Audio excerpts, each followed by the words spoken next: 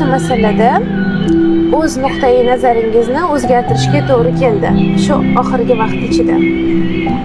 Og'riqli savol.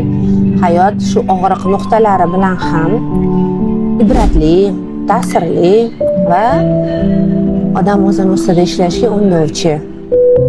Nuqtai nazarimni o'zgartirgan vaziyatlarim bo'ldi.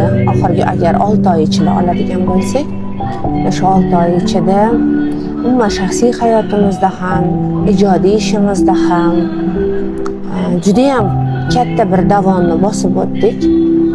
Qaynonalik statusi, ustozlik statuslari, ijodkorlik statuslari, bularning barchasi juda ko'p masalalarga fikrlarim to'g'ri ekanligini va shu bilan birga ayrim masalalarda hali ham shirin bir ishonch bilan yashayotganimni o'zimga ko'rsatib berdi.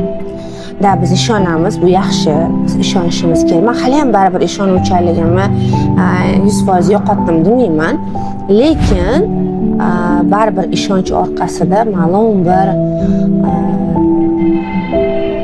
chegaralar va ularni himoyasida turish kerakligini yana bir bora o'zim uchun bildim.